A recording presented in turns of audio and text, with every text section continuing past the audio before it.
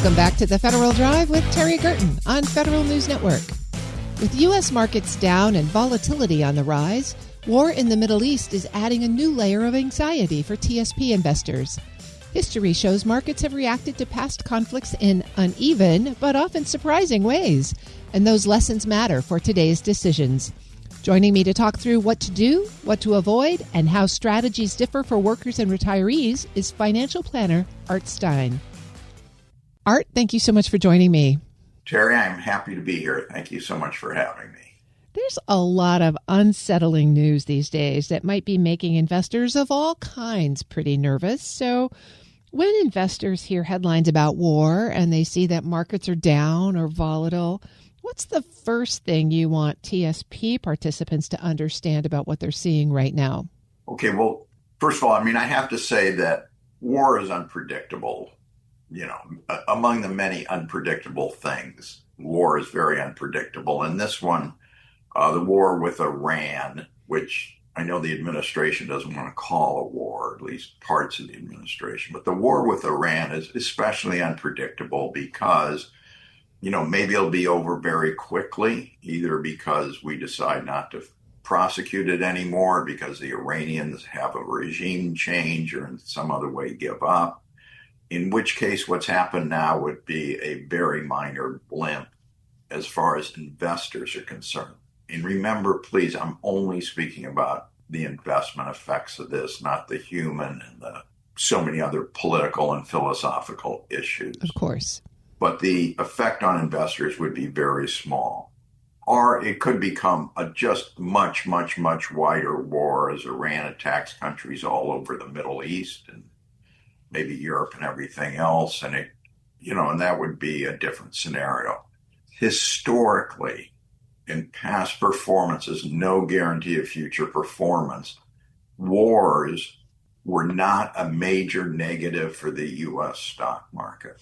They tended to have a short-term negative effect. And this is all on average. I'm not saying that there are not exceptions, but a short-term negative effect followed by continued positive returns for the stock market. And there are just a lot of reasons for that, one of which is the U.S. is, so isolated geographically that it tended not to suffer a lot of damage from wars. So there's that. This war so far has not had a major effect on the stock and bond markets. It's had a minor effect. So, year to date, so we're starting, about a month before the war started, the F fund, this intermediate term bond fund, is down 0.1%, not a meaningful change. The C and the S fund, the U.S. stock funds, one's down 2.9%, one's down 2%, which over a 2.5 month period is, it's not positive, but it's not a huge change.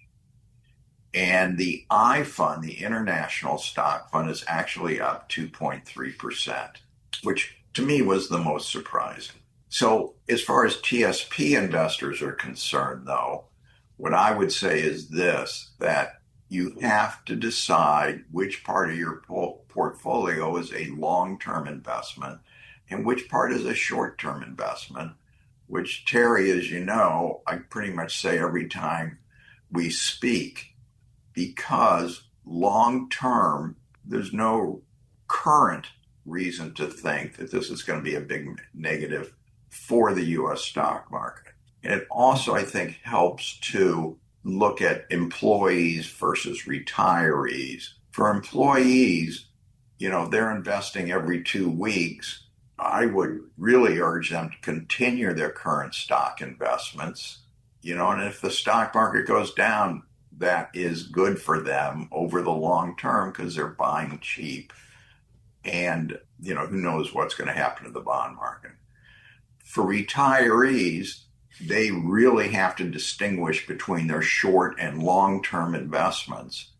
And, short-term investments should be in something that's relatively safe, which certainly the G fund qualifies there. And the F fund may, over a slightly longer period of time, that may also qualify. Of course, the disadvantage with the TSP is if you're taking money out, you cannot decide to just take it out of the G fund or the F fund, or you have to take it out in proportion to how you're invested. So there are ways around that, but they're somewhat complicated. And I don't know of anyone who does that, actually. They just tend to take it out. And of course, anyone who's in an L fund, this is not going to affect their allocation in any way. And that could be good or bad, depending upon how stocks do. But I don't blame people to be nervous. Wars are scary. They should be scary. But the really huge declines that we've had in the stock market were typically not because of wars. They were because of either some kind of financial catastrophe or, COVID, which was a tragedy in a lot of ways, but turned out to be a financial tragedy as well because it shut down the entire world economy. Those caused huge declines. The mortgage crisis of 2007, 8, and 9 caused a huge decline. Wars typically have not. I'm speaking with Art Stein, certified financial planner. Art, let's come back to the market for a minute because wartime does have a different effect on different segments of the market. So typically we see defense contractors do pretty well as their orders go up. Energy firms, it's uncertain in this war how that's going to play out. AI certainly is leading the market and getting a lot of coverage now for the average TSP investor. If they're in one of the general equity funds, are they diversified enough to offset those different sector impacts? Well, let's take the S&P 500 index that the C fund uses. That is invested in, 500 companies. And it's in proportion to the value of their stock in the market. So not the majority, but, well over, I think it's 20% is in 7, 8, 9 high-tech firms, Apple, Google, et cetera, and things like Amazon, which is, partly a high-tech firm and partly something else. But some of it is invested in oil producers. Of course, what you can't do in the TSP is say, well, I feel like oil producers and defense are really going to do well as a result of this, so I'm going to switch some money to that. If you were in the, investing outside the TSP, you could. And to a limited extent in the TSP, if you want to go into the mutual fund window, then you definitely could. But the amount of money you can put into that is limited and it's very high cost.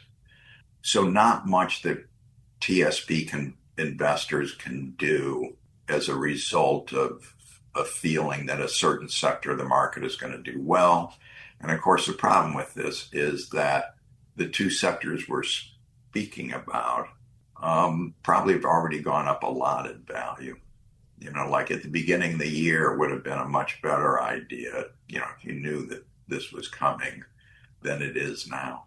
In some ways, then, does that make it a little easier for the average TSP investor to just stick with that standard disciplined buy every 2-week approach and wait to see how the diversified market allocation I think so, because, the fact that, oil producers, really better to say energy producers are probably going to do extremely well this year.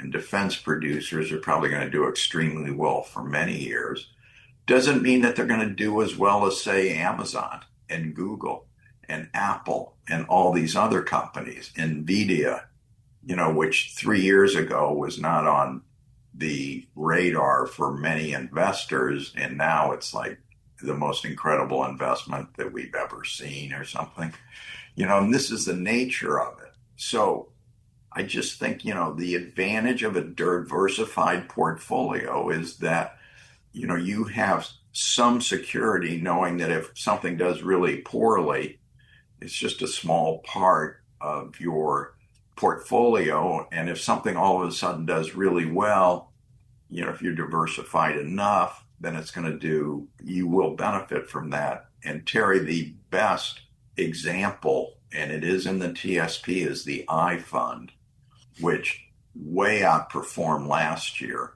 almost twice the rate of return, I think, of the C fund.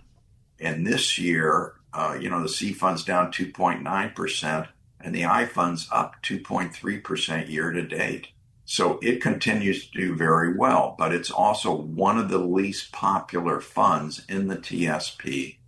Most people have not invested in that, but that is a good way to diversify. We always have a significant component for our clients because you can't just go by, recent performance. You want to be protected against various things.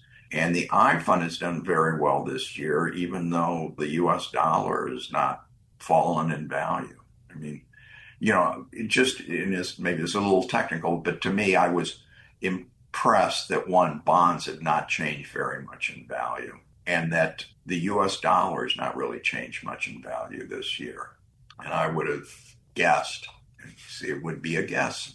That's why I don't do it.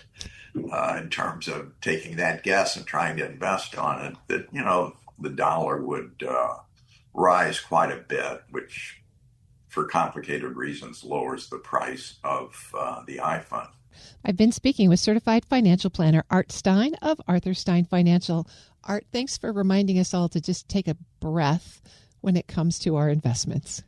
Thank you very much. We'll post this interview at federalnewsnetwork.com/Federal Drive. Subscribe to the Federal Drive wherever you get your podcasts. The Federal Drive with Terry Gerton is produced by Eric White and Michelle Sandiford. Our web editor is Stephanie Wright. For the latest updates, stay with federalnewsnetwork.com or follow us on Facebook, YouTube, and LinkedIn. Up next, the top national headlines from CBS News and the Federal Newscast. I'm Terry Gerton. Thanks for listening.